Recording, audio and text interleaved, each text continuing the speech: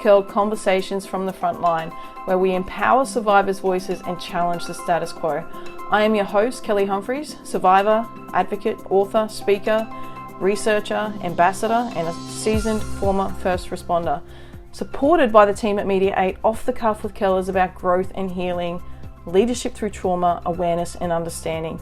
We bring you compelling stories of courage, transformation and expert insights, along with candid discussions on the challenges victims and survivors face. Off the Cuff with Kel celebrates our shared humanity, blending deep vulnerability with humour.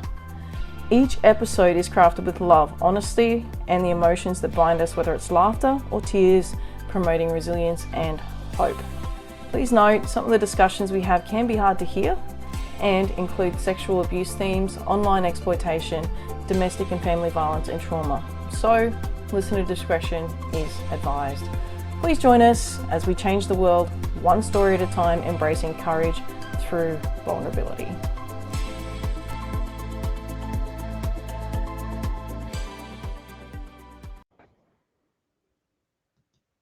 All right, guys, welcome to Off the Cuff with Kel. We're at episode number 29. I'm so excited to be on here tonight because I've got this really cool chick. Caitlin Roper is here with me live on a topic that I'm actually really scared to talk about. So that's why I brought her in. She's amazing. She is the author of Sex Dolls, Robots, and Women Hating. Campaign manager for Collective Shout, a freelance writer, activist, and all-around warrior for survivors and those who've experienced abuse. And so we welcome you tonight, Caitlin. Thanks for joining us. Yeah, thank you very much for having me. It's really nice to be here. I am, as I said, I was a little bit, look, I'm just going to, look, it's off the cuff, so that means, like, you know, there's no kind of script here, and I'm just going to be really vulnerable, and I did share this a little bit earlier, and that is I don't actually know a whole lot about child sex dolls. I really don't. It kind of freaks me out a little bit, and I think that's why I don't know much about it, because I haven't kind of explored what this kind of looks like. I know how I feel about it, but I'm really interested to tap into this because I think there's a lot of misconception in this space, and I think there's a lot more going on here than I think we'd like to think. And so I'm actually really, I want to say excited is probably not the word, like I'm very curious, and I want to bust this open and like face this head on. So I'm going to lean on you a little bit tonight, Caitlin. Usually I'm the one that's like, yep, I'm all over this, and tonight I'm not. So please, I'd love you to tell us why this is so important to you, and then tell us a little bit about the scope of what we're dealing with here. Sure. So again, thank you very much for having me on. I really appreciate the opportunity to be able to talk about this stuff and I guess help people to get a better understanding of what's actually going on, because I think a lot of people are just kind of horrified by this, and rightly so. But it is also really important to talk about it and talk about what needs to be done, what we can be doing. So I've been researching sex dolls and robots and child sex abuse dolls for several years now. And like I said, I've written the book, Sex Dolls, Robots and Women Hating, The Case for Resistance. And I guess because of my, I have been working with Collective Shout for a world free of sexploitation for almost 15 years now. So that's, lots of different arenas of sexploitation, I suppose, whether it's the pornography industry or the sex trade, or things like sexist advertising or child abuse and sexualization, all these things, all this very broad kind of sexploitation. But like I said, I've had this interest in sex dolls for the last few years. And what I've come to learn about them is it's really quite disturbing. But I think my interest came from, well, like a lot of people in this space, there's a personal investment, personal experiences, and seeing what it's like, particularly for women and girls, also for boys, but just the experiences that you go through and the way that culture sort of responds and everything. And also as a mother of 3 kids myself, when I first started this work, I had 3 young kids. Now they're 3 older kids.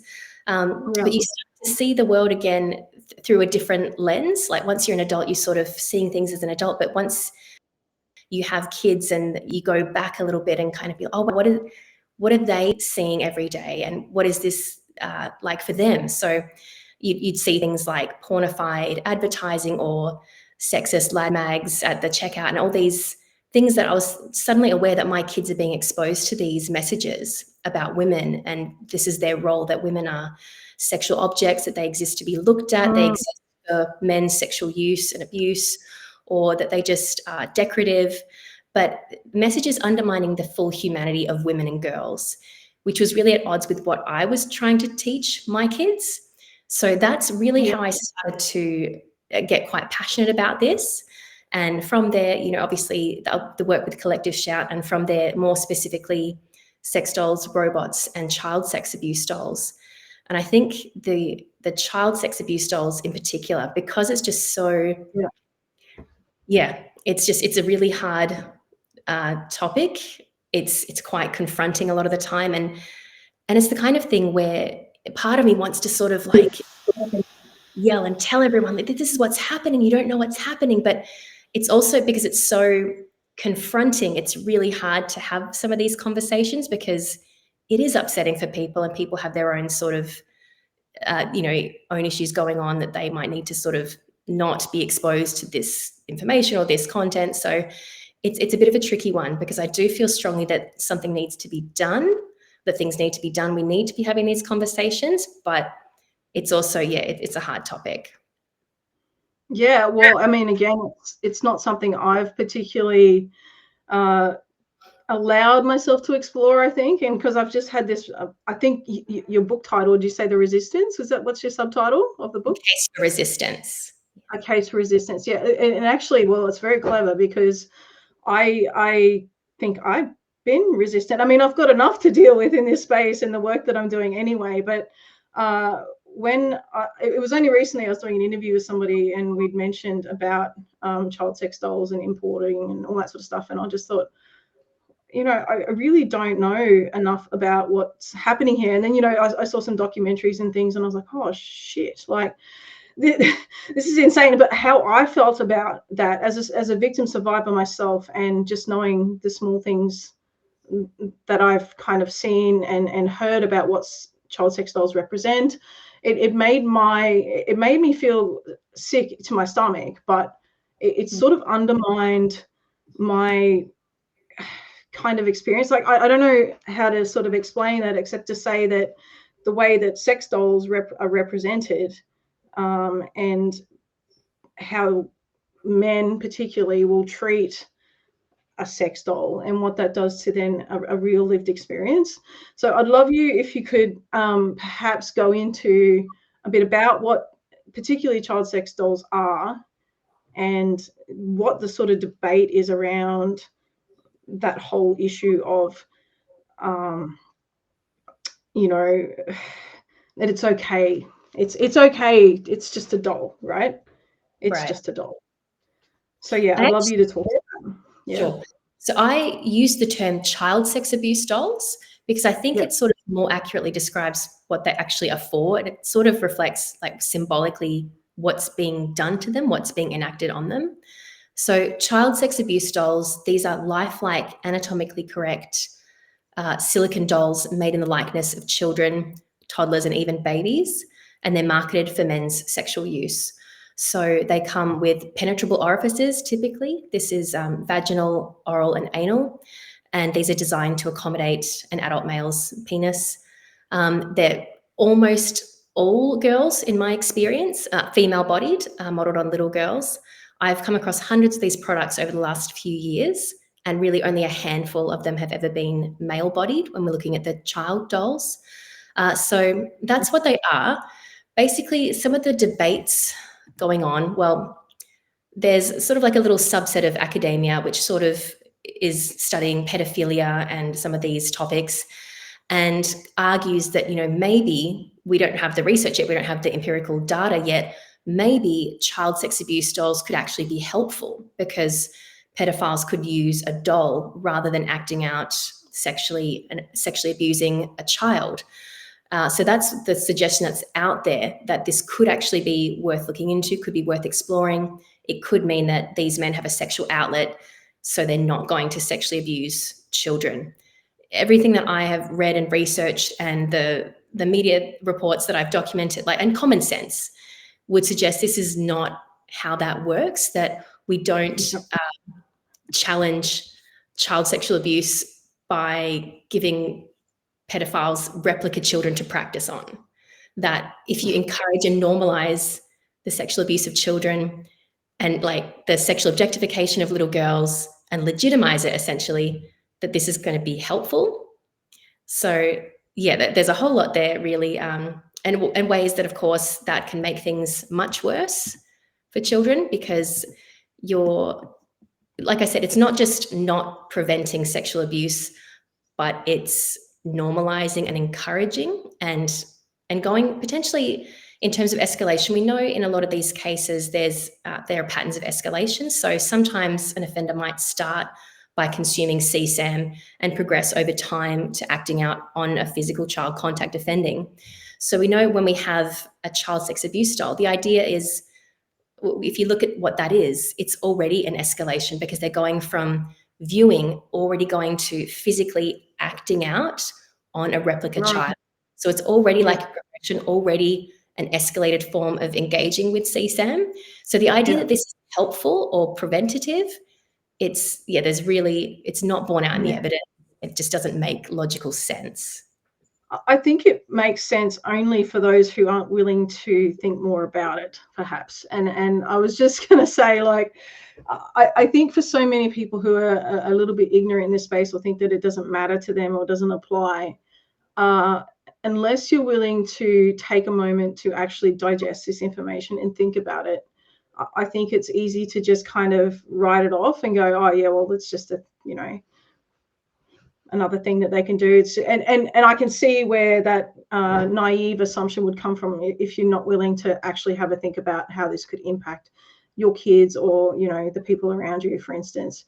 I think just also before we go any further, for those who are listening, CSAM is child sexual abuse material, and it's basically abuse that is filmed or documented or depicted in some way, or text, which is what the legal definition is. And so Caitlin's saying that, well, correct me if I'm wrong, but acting out on child sex dolls is a step up from the child sexual abuse material being online, and engaging and watching that material and watching that abuse, which is in varying levels. There's varying categories of online exploitation and abuse.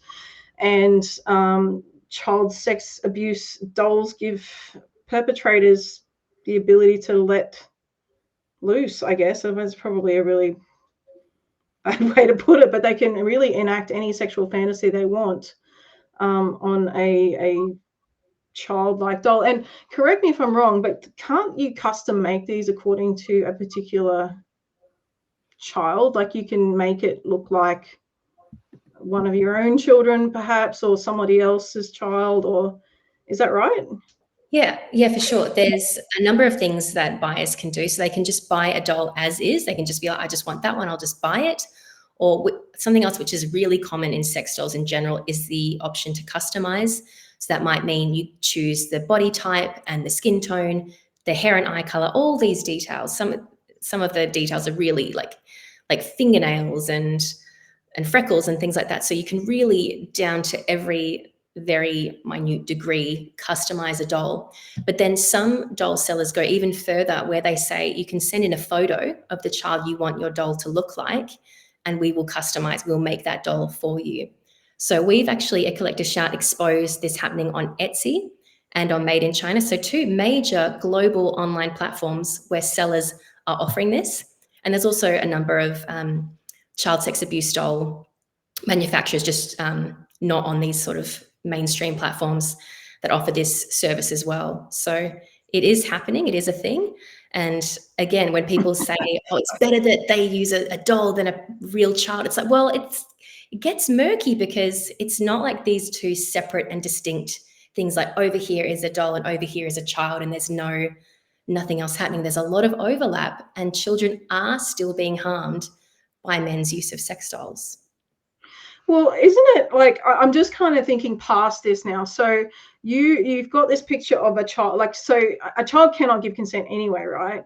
But I'm just kind of thinking, if somebody's just like, oh, there's this random picture, or a picture of a child within their family they're sending off, or an adult sex doll of a woman potentially that doesn't know that their image has been taken, or there's basically a replica of the child or the woman being made in their image that they don't know about. So I'm just my head's going.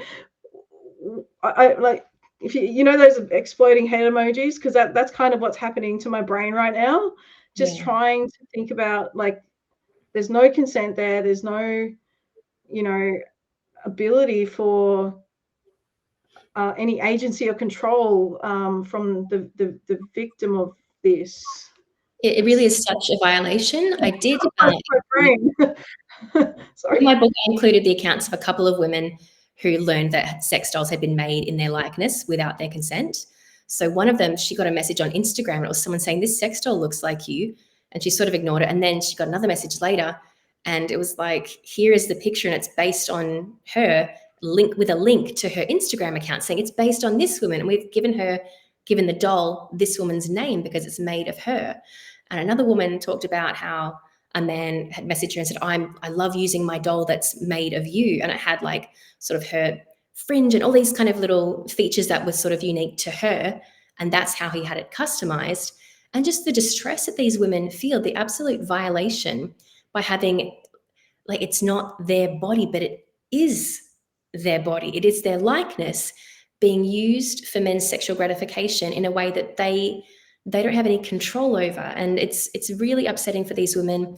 And I don't think that the laws are really catching up to the ways that technology can be used to facilitate this kind of abuse of women.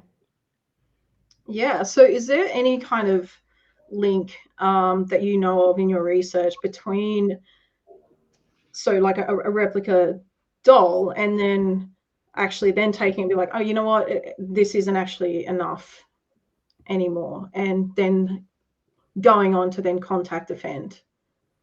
Well, what I will say is I've been documenting cases in the media where men are found in possession with child sex abuse dolls or trying to import them, and they are almost always in possession of other child abuse material. So usually video images, thousands of them typically.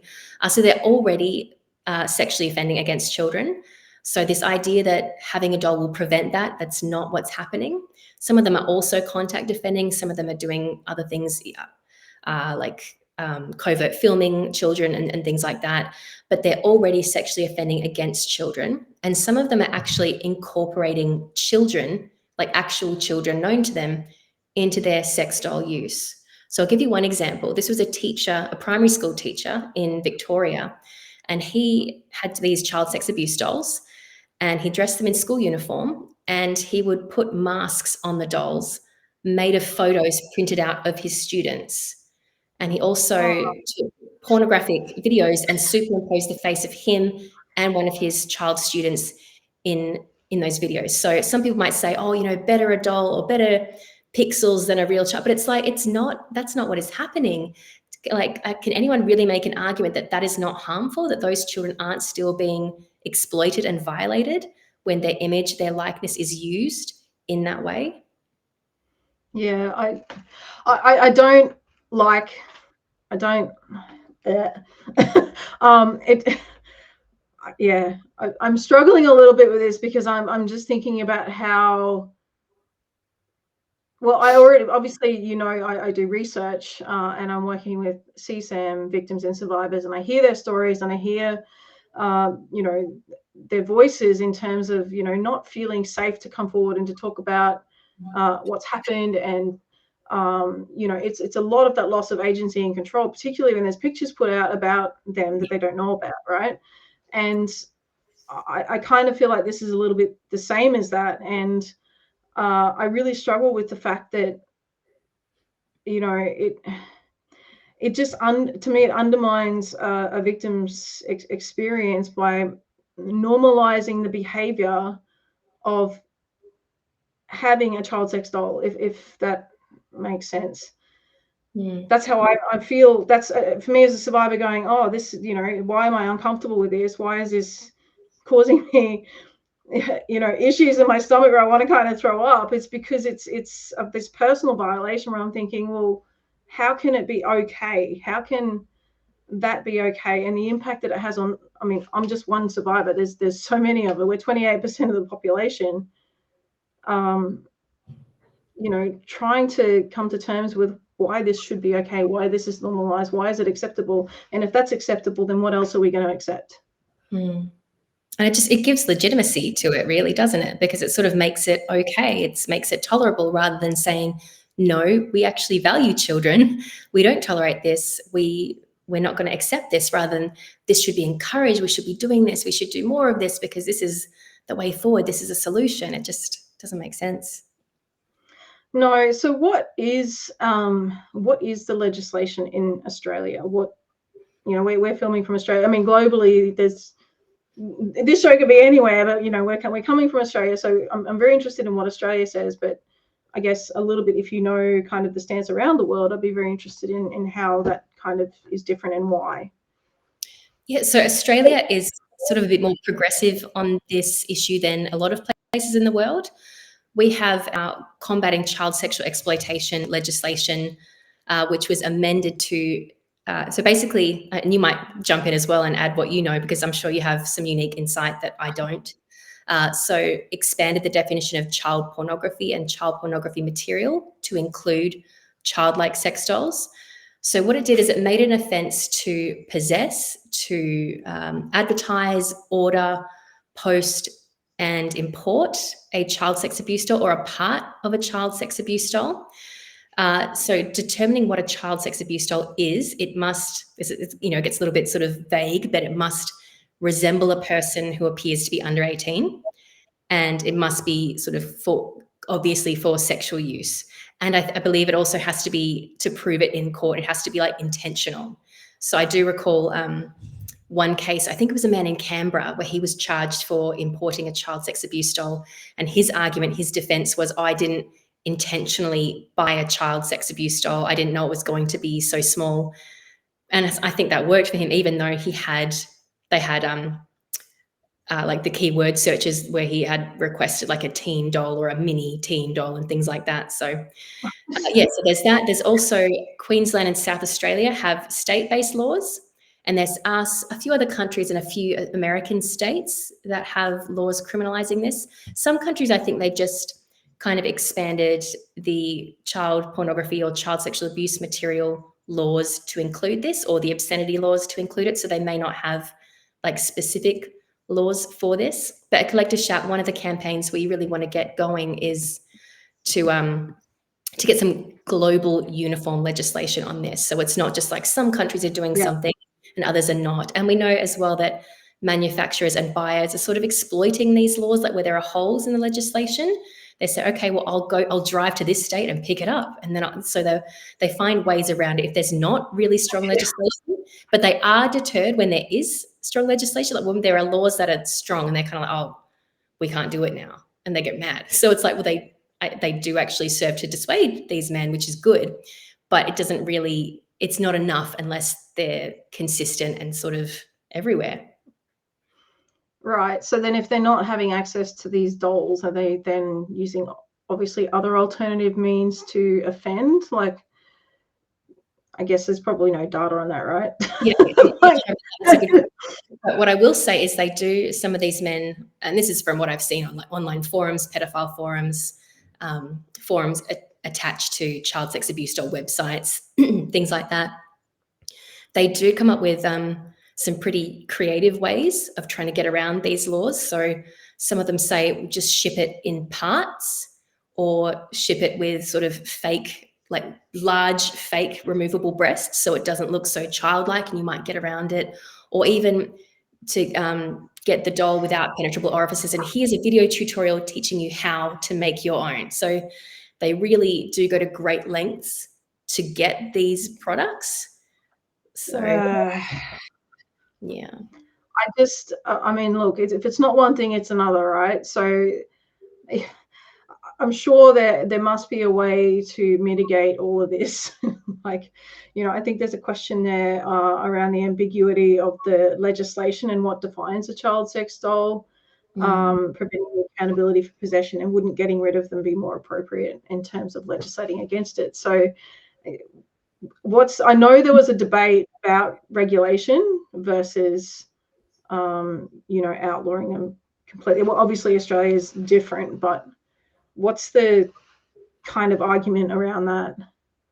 So in the academic space, there have been some arguments for regulation for sex dolls in general. So basically, this idea that we'll get rid of the bad sex dolls and make better ones. I'm like, I don't know if it works like that, but anyway.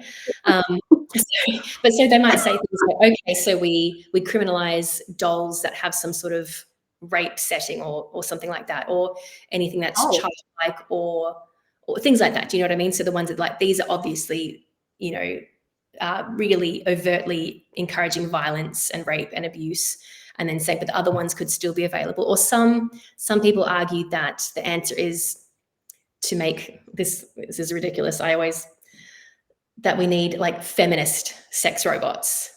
So they're sort of, not so sexualized and like pornified kind of aesthetic, like more diverse. I just went to fembots and like Austin Powers fembots. I'm like, what? Sorry. Come on, I don't think that's the same thing, right? Yeah, a little bit different. Yeah, so basically arguing, let's make them slightly less sexist, and as we create these dolls that exist for men's on-demand sexual use, and that's like really progressive and feminist. So, yeah. Well, look, yeah, I don't actually know what to say to that, but I just think you said something before, and again, this is me being naive, but why wouldn't it be this way? You said something about settings, so you can program these dolls to do things. So a few years ago,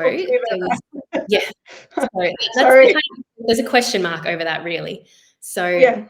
Some manufacturers have been claiming, we've made these sex robots and everything, even for like maybe 10 years now or more, and everyone gets all excited, and they're so primitive.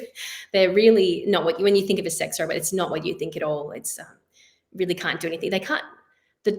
Sorry, I'm just going to dial it back. Basically, we have sex dolls and we have robotic sex dolls. So you might have a sex doll body with an animatronic head. So it's still largely the same, but there's just some additional features. So you can be paired to like a smartphone, something, and it might be able to talk a bit or blink or move a little bit. So just very few things. They can't stand up by themselves. They can't walk or anything like that. So they're still very limited. But a few years ago, one manufacturer claimed to have made a robotic doll, or a sex robot, as he called it, with a number of different pre-programmed personalities. So it was basically all of them based on like these kind of porn stereotypes. But one of them he had named Frigid Farah. And the idea was, this is a woman, well, a replica woman, who doesn't want to have sex, because then the men who really like the idea of forcing a woman or, raping a woman, it's kind of this fantasy that this is a woman that doesn't want to have sex and I get to make her. So it's really, reinforcing these rape fantasies, and again, allowing men to practice. So that was something that did get quite a bit of negative attention. I don't know that product actually really existed, or at least in the way that it was being promoted. But of course, all these possibilities and the potential for the future, and even as these products are being paired with smartphone apps and companion sort of apps and things like that, all these questions do come up, like, what does this look like going forward? What are the possibilities? Right. Well, I'm curious as to, I guess I can imagine, and I have certain assumptions around kind of what the implications of this means. I'm like, how harmful can it really be? Like, I know myself, when you know, we've had some great conversations on the previous episodes with Maha Melham and Melinda, obviously from Collective Shout, and we were talking about pornification and, you know, just how, you know, watching pornography and those types of things is really teaching this next generation the types of behaviors, you know, that's leading into really harmful practices, you know, violence against women, strangulation, those types of things. So the same way we've sort of been talking about these sex dolls. So, but if it's only for these perpetrators, I mean, I guess the argument must be, how bad can it really be, and what's the implications for the community, and, you know, why should we be, you know, getting rid of them, or why should they be illegal? I know that they should be legal, just so we're really clear. But I guess I'm kind of trying to think like somebody who's not invested in this, why this should matter to them potentially. Well, if we're talking about sex dolls generally, rather than just the childlike dolls, then I regard them as a form of pornography, like an interactive form of pornography. So it's very much this porn aesthetic and this idea of female subordination and objectification and male power and dominance and gratification above all else. So what is happening is men have these replica women, basically, and they do whatever they want with no limitations. They love that these products cannot say no. And this is where a lot of these men prefer dolls to actual women, because they say, well, they can't say no. Basically they're always sexually available. So that's a big selling point for a lot of these men.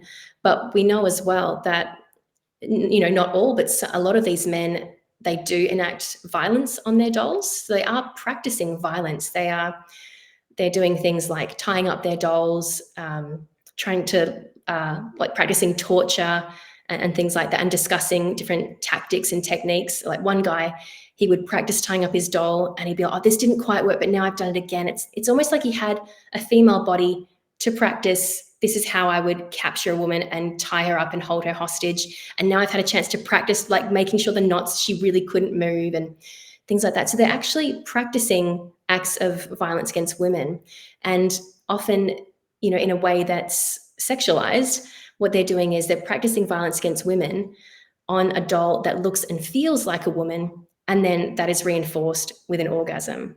So the idea that this is not encouraging violence against women or harm to women, when you consider what this actually is, just in and of itself, sex dolls and sex robots, they are replica women. They are an object used in place of women.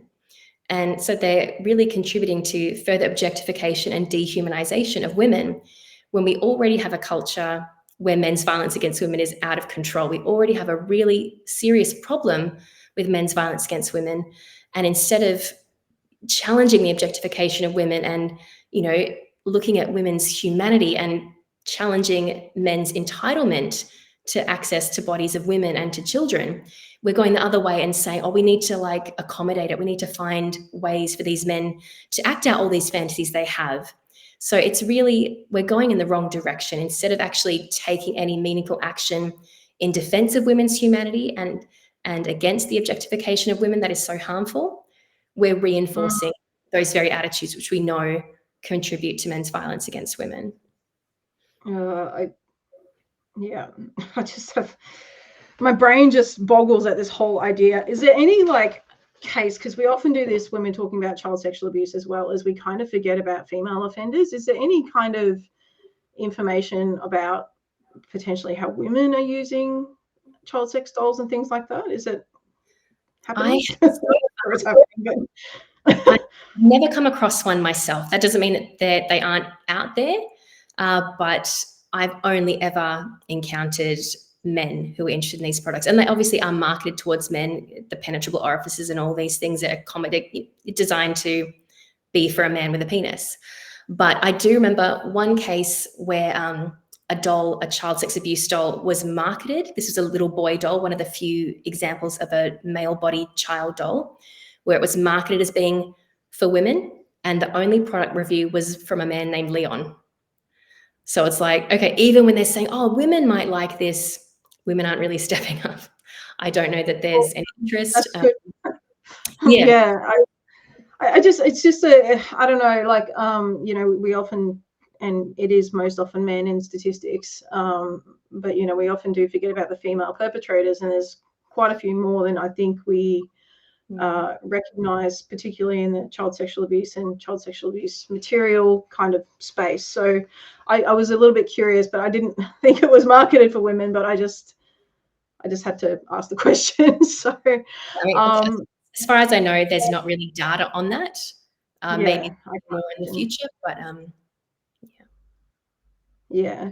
So, you know, back onto, I just kind of want to go back to this whole misogynistic kind of approach that, you know, is happening around these sex dolls. But just the offending side of it, like, is there much, I mean, these dolls have to get into Australia. Like, is there a lot of this going on in Australia? Like, what's the statistics? Like, have you got numbers? Yeah. What, how we, talk to me about what's going on here now. Over the last few years, I believe Border Forces said, maybe this was 2 years ago, that there'd been like a 653% increase in them stopping these dolls or finding them. Maybe they might be looking more as well, like at the border and everything. But so there is definitely an increase. Although now with the legislation, I don't know how that's impacted that. Obviously, COVID, there was a big spike in sex doll sales, and I'm not sure how that related to child sex abuse dolls. But these items aren't just, I think maybe people think these are like on the dark web or something. You know, we've exposed these items being advertised and sold on Instagram or Twitter, like, and all these mainstream global marketplaces like Etsy. We've had a years-long campaign calling on Etsy to get rid of child sex abuse dolls and incest and child abuse themed content. But there's like Amazon, eBay, Alibaba, Wish, any of those that you can kind of think of, there's a good chance that they've sold child sex abuse dolls. We have run campaigns against some of these platforms to get them pulled, but that's how prevalent they are. They are actually sold on these mainstream platforms. I'm really curious, like, has there been any kind of investigation on, I want to say the survivor's perspective, but perspectives of maybe abuse victims, or how, because you know, I look at some media articles and I look at some of the things that are portrayed through publication and stuff like that, and I find it extremely triggering and upsetting at times. Like, I'm a big girl and I can kind of handle it, but I just wonder what the perspective is, and the harm that it's creating to those victims and survivors who are already kind of out there, if that makes sense. Yeah, I wonder if it's sort of, I don't know how to phrase this quite right, but if it almost like undermines their experience in some way, like it's trivializes it somehow. I don't know. It's, I mean, I'm sure you have more insight on that yourself, but it must be a slap in the face to victims and survivors. Well, that's probably why I don't know that much about it. And again, I kind of, I was like, all right, I can read up a whole lot on this before I talk to Caitlin, or I can just kind of play this out, because I really haven't, as I said earlier, gone into this because I found it really quite confronting. But I mean, I'm one survivor of many. I'm sure there's many perceptions about this, but it really does, you know, it can't, like, I don't know a lot about this too, and this is another reason I haven't really explored it, but the whole idea of minor attracted persons, right? MAPS. And I know that's probably like a whole other podcast episode, but it's one of those things where I understand it, but for me, I'm looking at it and going, how can that be okay? And the way that people kind of group it as in a sexual identity, and, you know, grouping it with the LGBTI community, I'm like, and again, that's another episode, right? Like, it's really, because I'm part of the LGBTI community, right? So I find it really offensive as well, that would even be considered as part of you know, the community. And I just don't think it's okay. Like, how can how can any of this be even a conversation as being okay? Like, I get really angry, Caitlin. I get really fucking angry. I'm sorry. Fair enough. But I guess that's why you're writing the book, right? Oh, actually, it's out now, right? Your book is live and it is sale. Yeah, it's out, and I did cover a lot of this stuff, and I was angry for most of the time as I wrote the book. I was typing like this, like angry Kermit, fast typing. That was me. I think it's this narrative now that's sort of taken hold, is that it's not a choice, that it's like this unchangeable sexual orientation that some people have, and if it's not a choice, then it's like, oh, we can't condemn someone for something they can't control, therefore we have to kind of have pedophilia over here separate from child sexual abuse, and that's very much this narrative to try and separate the two, and that's where you get this rebranding of pedophiles as minor attracted persons. It's part of this whole attempt to destigmatize pedophilia. But then where that leads is, well, if pedophiles didn't choose to be sexually attracted to children, they're kind of victims too, so they should be allowed to access virtual child sexual abuse material and child sex abuse dolls. And it becomes this way of justifying and legitimizing these men's sexual access to CSAM. And it's just a lot of these arguments, maybe some genuine people are really looking for solutions and thinking, I believe mistakenly, that these could be solutions. I think many more of these arguments are not coming from a place of concern for children's well-being, but they're really just coming from these men out of their own self-interest. They want to preserve their access to these products, so they frame it as, under the guise of child well-being and child protection, and then say to feminists like me who object, oh, you're just a moral purity campaigner, aren't you concerned with preventing abuse? You just want to prevent men from having sex how they want and things like that. Or so it's this very much sort of deflecting, like, everyone who disagrees, anyone who objects to this idea of child sex abuse dolls, they're just bigoted or wanting to sexually police others or something. And it's like, wait a minute. But yeah, so I very much think it's an effort to preserve these men's access to the products. It's not about could we actually prevent abuse with this. It's like, maybe if we say that, people will be more sympathetic, or we'll get away with it that way.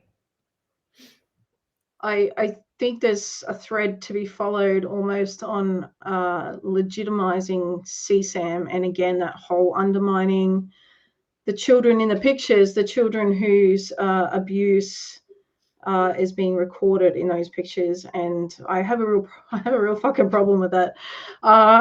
Yep. So I want to know. So this is a bit more of a personal question, but how do you? Obviously, this is something you've been doing for a little while now. Very difficult conversation to be having. How are you doing this? How is this working with you, being out talking about this, and what sort of challenges have you come across in having these conversations? Yeah, it's not easy. I'm lucky that I am surrounded by a great bunch of women at Collective Shout that we can all sort of debrief about these things together. And I guess it's a very safe and validating space. I can say, I've just come across this thing, and they get it. They're not going to be like, yeah, but well, or like trying to defend it. There's that understanding. So it's that safe place. So very lucky to have great people around me. Lots of chocolate. And it was actually really therapeutic to, yeah. I've got my chocolate right here for the debrief. Yeah.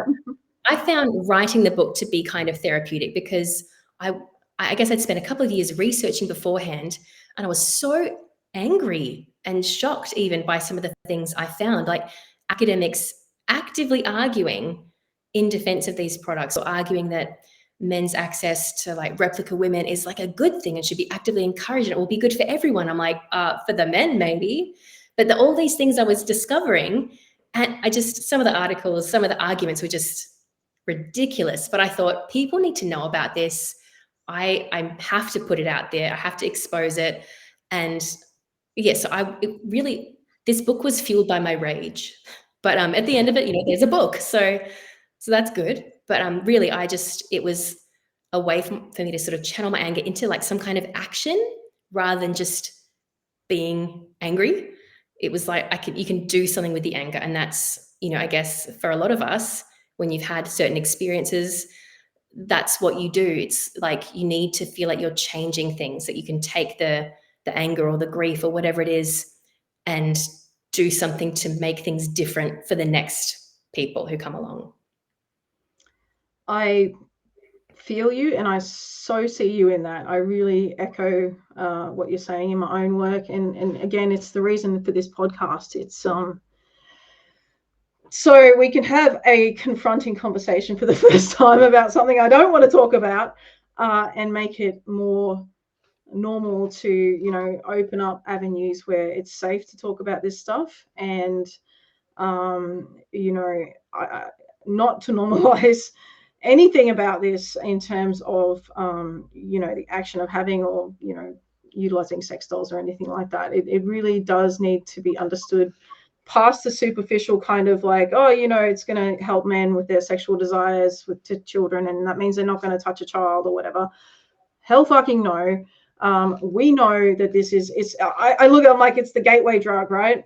But as you said, and I think it's really, really important to note that they're already offending. They're already usually, got libraries full of child sexual abuse material, which is depicting the horrific acts of abuse against contact abuse against children. And we have to remember, this is a step up. And I'm just trying to summarize a little bit of what you're saying. We do have some questions from our live listeners, so we're going to tap into that shortly. But I'll just get your book back up again. So guys, if you would like a copy of Caitlin's book, Sex Dolls, Robots and Woman Hating, please order. Is there anything you want to tell our listeners about your book, Caitlin? I've been advised people should read it in small chunks rather than in one. Good to know. Yeah, so grab a copy of that, guys. We're just going to jump into some of the questions here that we've got from our live audience. So the first one, Caitlin, we've got is, how might the ability to customize dolls to the preferences of these men create avenues for the replication of the physical features of a real victim child? Yeah, so basically these men have the option of customizing dolls in the likeness of someone known to them, or it could be, obviously everyone has smartphones these days. You can take photos in public. So it could be a child out on the street and someone's taken a photo.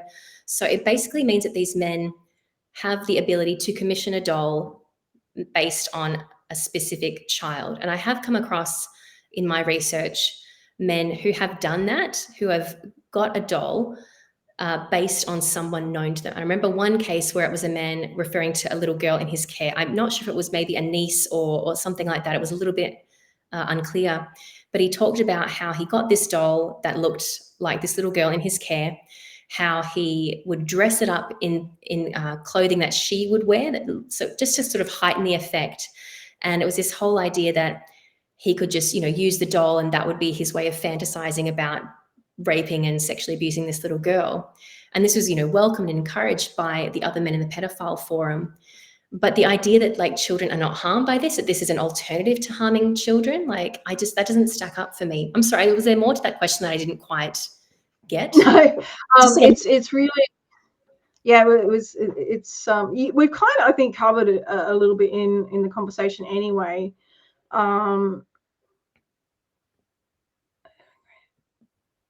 Yeah, so I think you've covered that one. So we'll just go. So the next one is infatuation leading to this form of sexual abuse, then leading to other forms of abuse.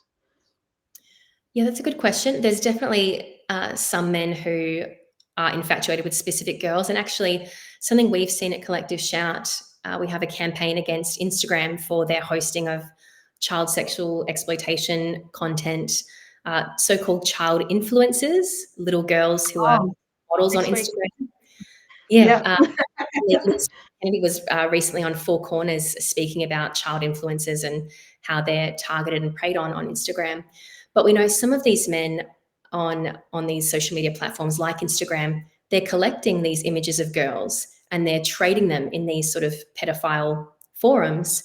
and they're really infatuated with these girls, and they have their favorites. And there was actually an article in The Guardian last month, I believe, which said that now with the onset of, or the easy availability of AI tools, what a lot of these men are now doing is saying, well, we want more content of this specific girl that I'm really infatuated with, that I'm obsessed with. So now I'll take what I have, and with AI, I'll create new content of this child. So it is facilitating new ways for these men to offend and exploit these children. And yeah, when you get the AI and the child sex abuse dolls, the ways that men can, facilitate the exploitation and abuse of children, it's exponentially growing, all the possibilities. Yeah, which I'm very aware of in the lab that I work in. So I work in the artificial intelligence for law enforcement and community safety is my other job. And yeah, that's something we're talking about all the time. And for those who are listening, any any CSAM created with artificial intelligence is still CSAM. It is still illegal to have, to possess, to share, all those types of things. So just because it's being computer generated, it's still being generated from real child images of a child that's been exploited. So it's helpful, I think, to keep that in mind. But yeah, so I was going to say this later, but I'll say it now because it kind of fits. But next episode, we have Lynn Swanson-Kennedy, also from Collective Shout, who will be talking about exactly what we have just discussed briefly there. So that's very exciting. So please make sure that you guys tune in a fortnight's time for that conversation. So that'll be really cool. We do have just 2 more questions. So is better robots really the solution here? Is there such a thing as a feminist sex doll? I'm going to say a big no. But these are the arguments that are being had in academia, like, oh, sex robots are bad and sexist and contribute to violence against women. Let's make them slightly less sexist, and that will be better. Or, like I said, more diverse body types. Or yeah, so it's ridiculous. Like, I don't get it. I don't understand. I'm sorry. Well, maybe it's a lack of imagination. Just thinking we couldn't possibly, deny men access to sex dolls and sex robots, because if men have some sort of sexual desire, it must be accommodated, obviously. Otherwise, they're oppressed. And, these are arguments that I've legitimately read on this topic, arguing about sexual inequality. And what that's talking about is men's lack of access to sex whenever they want it. So I'm like, oh, that's the real problem here. So yeah, obviously that's just rubbish. The idea that there's like a feminist way to create replica women available for men's on-demand sexual use, and that's like advancing women's rights or humanity or something. So it doesn't make sense at all. If you're listening to this episode on on the podcast and not the live show, my face right now, I just keep looking at myself going, oh my God. Like, I get in trouble for my Zoom face all the time because it kind of speaks 1,000 words, but I'm just like, what the fuck? Just next time you go to any kind of like academic thing where they're talking about this, can I please come with you? Because I just want to be able to slap them in the face and be like, what the fuck are you on? Like, I'm just sitting there just going, you'll be like, get her out of here. Like, no, let's not have that conversation. Yeah. All right. The last question is, if women's objects are seen as interchangeable, it begs the question, what do these men consumers truly believe women are here for? That's exactly it. That's exactly the point. Because if men believe that women and sex dolls are interchangeable, or even that sex dolls are better than actual women, then it tells us a lot about how they see women. They see us as objects, and our primary use is being sexually penetrated, basically. That is what we're for. It doesn't matter if we can't speak, if we can't think, if we have no autonomy or anything else. They just need, that's what they're looking for, sexual availability. And that conveys a lot. And when you get these academics as well who are arguing, for men's access to sex dolls and sex robots, it's like you're telling us as well how you see women when you're saying, oh, for these men who don't have partners, who are lonely or isolated, or men with disabilities, like, you're conveying to us exactly how you see women, and that you think women are interchangeable with rubber dolls with holes. So it's really, the misogyny is just so off the charts. Yeah, I had a look at one of the posts, and I was very concerned with the whole consent kind of issue and how this is so oppressive towards women. And I think there was something about basically they don't want them to speak, they don't want them to say anything, they just want to basically